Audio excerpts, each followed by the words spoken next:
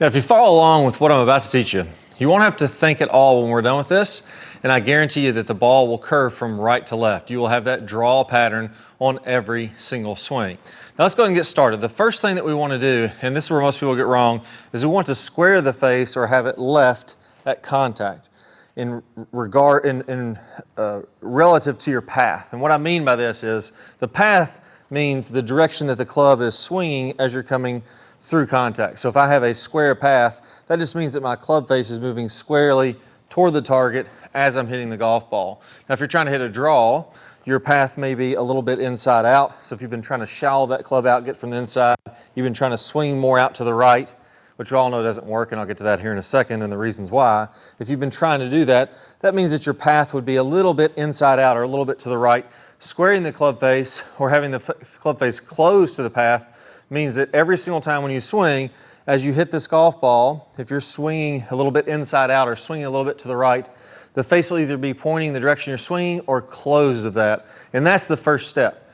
You see, we want to get this face really close to the path so that you can feel what a square club face and a closed club face feels like. And then and only then are we going to be able to start swinging to the right and getting the path to the right. Now there's a two-step process to make this automatic I'm going to go over. Step number one is teaching you what the biggest possible hook could be, and then we're going to tone it down from there with step number two. So the first piece of that, we're going to teach the biggest hook. I'm going to get the club face as closed as possible when you're hitting a golf ball, and then I'm going to get the path or the direction that you're swinging as inside out or as far to the right as possible while you're hitting it, and it's going to create this massive hook. So if you've ever seen Tiger Woods hit one of those 60 or 70 yard hooks in the clinics, and you think, man, I wonder how he's doing that. It doesn't matter if you've been playing golf a day or if you've been playing golf for 40 years. I'm going to teach you exactly how to do that. A very simple way of doing it. So first, let's get that club face closed. That's the first step. We can't do anything until we get that. The way we're going to do that is if I hold this club up in front of my body, the leading edge is the bottom or the front edge of the club here. If that's straight up and down like this, that would be a square face, assuming that we're going to be swinging toward our target. So if I just set the club straight up like this would be square. This would be about 45 degrees closed, and then if the leading edge is pointing toward the ground, or the club face is pointing directly down to the ground, that would be 90 degrees closed. I want you to set this club about 45 degrees closed, or meaning that the leading edge of this club is at this angle right here. Now the great thing about this, you don't have to think at all. You just follow what I'm telling you to do, and by the end of it, without having to think one bit, you can even do this on the range, play this video, and you're going to be able to cure your slice forever. Permanently fix it. So 45 degrees closed, we're going to set it down to the club and to the ball, and here's the important part. I don't want you to take your grip and close the club face 45 degrees. I want you to close the club face 45 degrees without taking your grip first. Set the club face down to the ball with it closed like that, the shaft straight up and down, and then we're going to take our grip. So my grip feels normal, but my club face is really, really closed here. Now, we're going to make exactly 10 practice swings pausing at impact. So I'm going to pause, I'm going to get my weight to my left, I'm going to let my hips open up just like I would in a normal golf swing, and I'm going to pause, and I'm going to set my club behind this golf ball as I pause at impact, and I want to make sure that the club face is still 45 degrees closed. What I don't want to do is grip the club like this, set up to it like that, and then make a swing where I kind of lean my hands in front, open up the face, and all of a sudden it went from that 45 degrees closed to now wide open. We're going to do 10 practice swings, pausing at impact just like this, 45 degrees closed on each one. Just little half back swings, shift your weight like you would in a normal golf swing, and then practice it being closed. I'm not going to do all 10 reps here, you just repeat that 10 times. Now step number two, we're going to move this golf ball out of the way. I'm going to pause 10 times at impact, and then right after impact, I'm going to pause when the club face is parallel to the ground, and this club face should now be pointing dead down straight at the ground. So if I go toward the camera here, club face closes address. I'm going to pause at impact, close just like we practiced, and then pause when the club face or the club shaft is parallel to the ground. Club face is now pointing directly down at the ground. 10 more reps.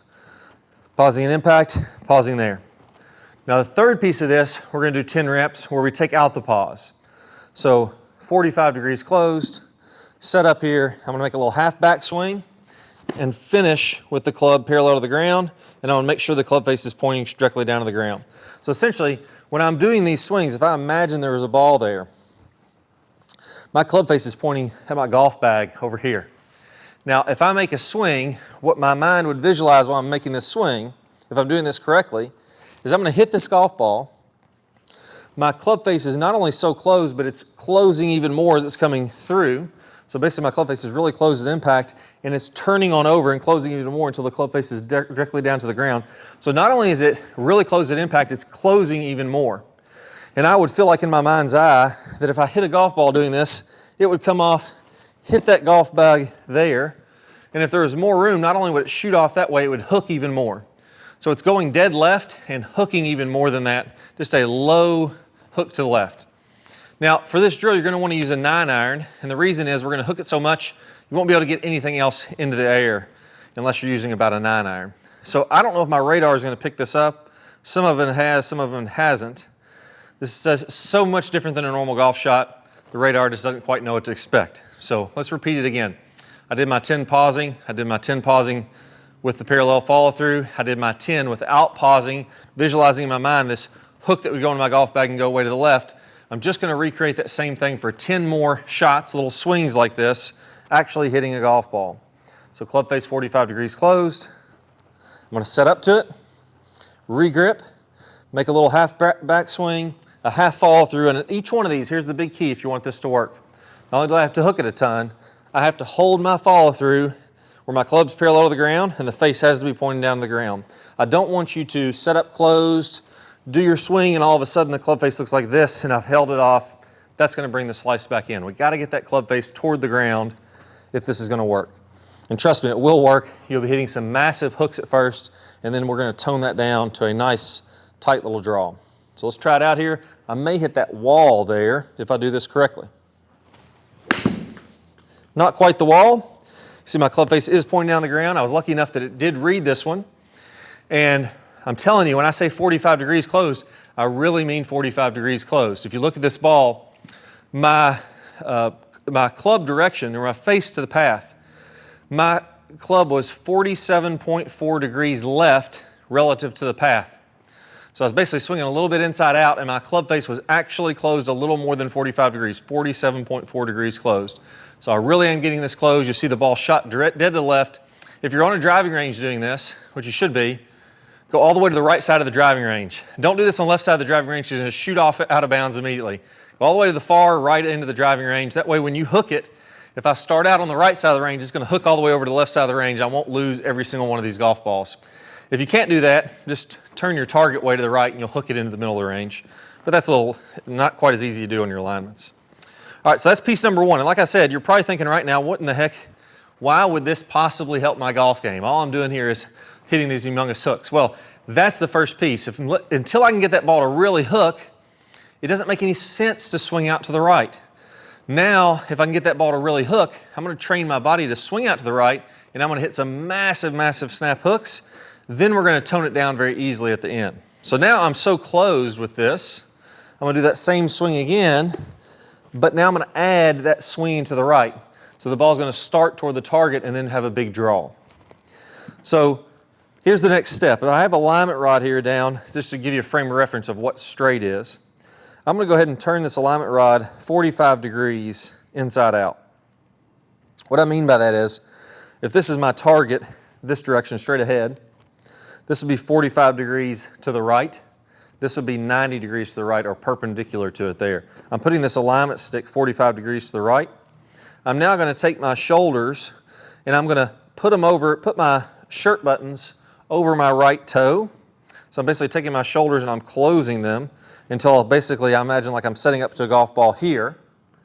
And I'm swinging down this line. So my weight will feel like it's on my right foot. This isn't a real golf swing. Again, just like this, we're practicing the extremes. Shoulders are way closed. My weight and my shirt buttons are over my right toe. I feel like everything's on my right foot. And then from there, I'm going to do the same thing. 45 degrees closed with the club face, 45 degree, or perpendicular to the ground, the club face pointing to the ground on the finish. And I'm going to swing. I'm actually going to make a little divot. Imagine I put this golf ball over here, and from my perspective, it looks like my golf ball is right in front of my right foot. I'm imagining that's where I'd be hitting a golf ball. I'm going to move that out of the way, though, just so I can make some practice swings. And I'm gonna swing down this line of the stick for 10 swings. So 1, again, the big key here, face to the ground as I follow through. I'm gonna go ahead and do 10 of them, half backswing, half follow through. Now from there, I'm gonna go ahead and hit a shot like this. So I'm gonna go ahead and play the ball. I'm gonna set up all crazy to the right with my shoulders like I just had there, and I'm gonna move the ball to where it feels comfortable. So if you're looking from face on, to me, that ball is gonna be like way in the back of my stance, and that's just because the only way I can get my path that much inside out is I have to have the ball back here. Obviously, if I had the ball way up here on my front foot and I was this close with my shoulders, well, there's no way for me to even hit this golf ball. It'd have to be on the back foot. So again, I'm teaching the extremes. This is why it's easier to play a draw off your right foot. If I was gonna play a fade, or I was gonna come and swing this way, the ball would have to be way up here on my left foot. Again, we're going way to the extreme. Trust me in this process. Just do exactly what I say. You don't have to think about it at all. Just do what I say. So put the ball about 5-6 inches to the right of your right foot. I'm gonna turn my shoulders until I feel like I'd be able to swing the direction of this stick. And then I'm gonna do the exact same thing that I did. 45 degrees close at the club face. As I come through the follow through, club face toward the ground, and I'm gonna hit another one. This is gonna be a big time hook. Hopefully the radar will pick this up. I may actually have to move.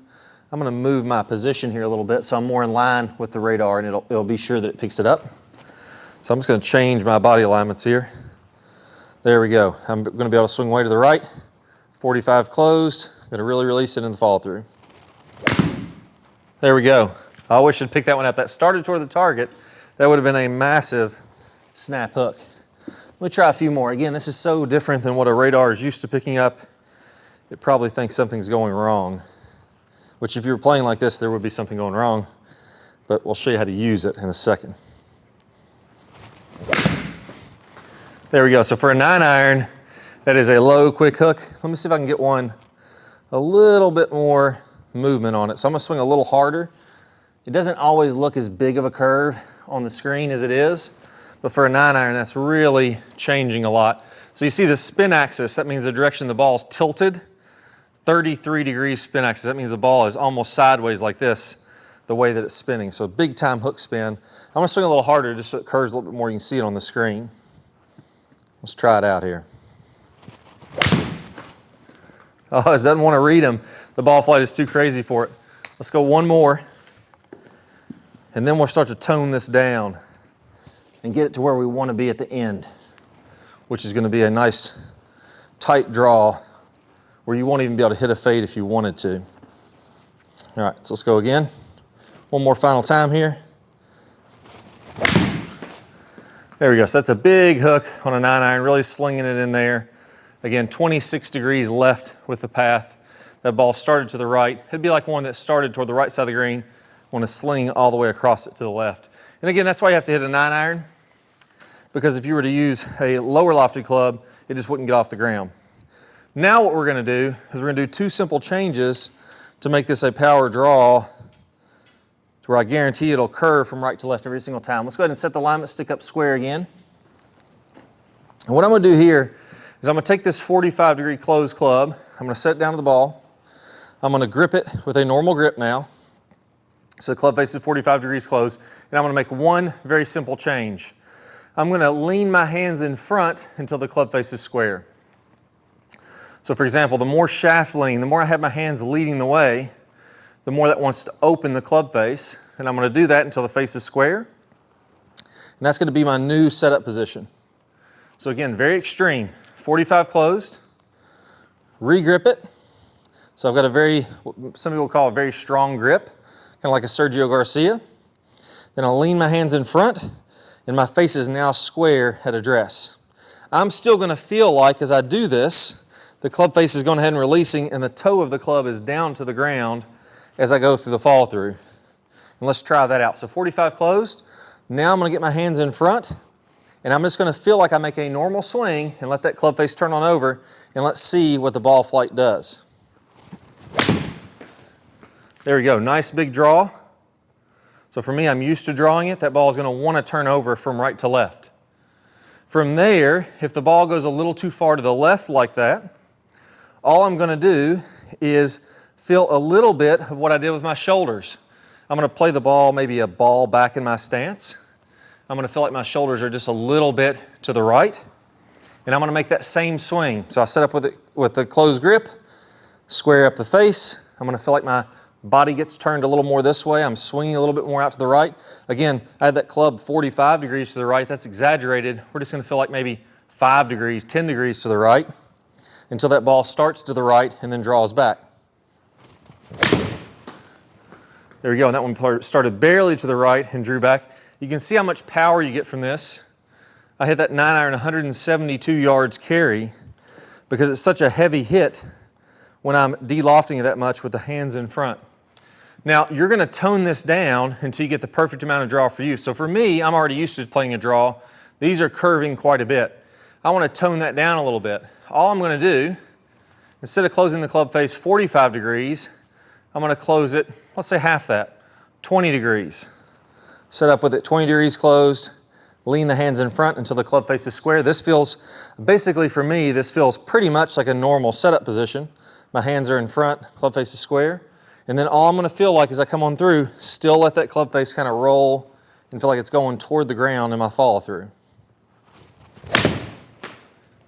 There we go, and that one started a little bit out to the right and barely drawing back. If you look at this black tracer on the ground, you can see how that's starting to curve back. That's the perfect amount of draw. Now I'm just going to fine tune it even more by feeling like a little more to the right with my shoulders to start it more to the right. That stick being a little bit more this way, inside out. A little more to the left if I want to start it to the left. So basically what I've taught myself here is that's a great amount of draw. I want the club face this closed, and then when I set up to it and square up the face, I've gotten my perfect grip. I've gotten my perfect, way of releasing the club. And then from there, I'm just going to adjust a little more to the right. I'm going to tilt my shoulders this way. A little less to the right, I'm going to feel like I'm more square with my shoulders. So for me, I feel like I can set up fairly square with my shoulders. I got my good grip, square face now. I'm just going to go ahead and let it release. And this should be a nice tight draw going back toward the middle of the fairway. There we go, hit that one really nice. And that's exactly what I ended up with. So that ball barely drew, went toward my target. And that's how you calibrate it in. So step one, close the face crazy amount, get that ball screaming to the left. Step two, ball back in your stance, swing out to the right until you can get that ball going to the right and really screaming back, big hooks. Step number three, we're going to tone that down. A little less closed with the face until you get the perfect amount of draw. And if the ball's starting to the right or the left, a little more to the right with the shoulders, a little less to the right with the shoulders until you get the ball to start where you want it to start. That's how you tone it down. Now, there is still one piece left of this. A lot of times what players will do is they feel very rushed and quick from the start of the downswing. We'll yank down on this club, it gets the shaft vertical, and all of a sudden that shaft wants to start kicking out this way. We're steep, we're a little bit over the top. It feels like it's tougher to get it from the inside when we're rushing the downswing like that. Well, there's one move I want to make sure that we get rid of. It almost feels a little bit like you're going to be ringing a bell. I'm going to show you exactly what that is. I'm going to play a preview of that video here in a second. All you need to do to see the full video is go ahead and click one of the cards that pops up on your screen. If you don't see that card, don't worry, just go down to the link below in the description and I'll show you how to smooth out that transition, shallow that club out, and it's going to make everything we just talked about that much easier. So not only are you going to be playing that nice draw, now you're going to be coming down on plane from the inside, this nice shallow club like you see with all the tour pros. That's the perfect next step to what we just talked about. Let's go ahead and get started. Now the bottom line is that if you pull this club down to ring that bell or pull the hands more from the inside, what's going to happen is you start to rush your downswing from that pulling, and that can throw off your sequence. And we all know that once your sequence gets off, that is going to be the root cause of all your problems. Now, maybe you're being outdriven way too often, or you're terribly inconsistent with your strikes. Some of your shots are heavy, some of them are thin, some of them are off the toe, and then the next ones are way off the heel. Now you end up way over in the trees, you're in the tall grass, or maybe even the hazards all day long, and it really comes down to this. Clay, how in the heck do we fix it? Well, there's some good news. Well, there's only two things that you need to learn. First, you need to learn to shallow the club rather than pulling the hands down and getting the shaft in this steep position. You see, there's another way that the pros do this, and once you start to get that club on this shallower plane, more from the inside, then you pair that up with the right way to square the club face. And once you put these two things together, everything starts to fit in your swing. Now your buddies will start to get a little bit jealous because you'll start hitting solid, longer drives, time after time, and round after round. Now I'm going to teach you this right now in what I call the E-slot technique. Let's walk through exactly how to do it. So here's what I want you to do. Go ahead and take a swing to the top and get in a really good position. I want you to feel like your weight is mostly shifted to your right side and that your hips and shoulders are nice and free. I don't want to be locked up here. I want my knees to move, my hips to move, and that's going to allow me to swing my shoulders very nicely. Now, one thing that most people get wrong when they swing to the top is they don't get this tilt away from the target. So instead of being straight up and down or leaning to the left, I want to be slightly tilted away in what I call the stable fluid spine in my topspeed golf system.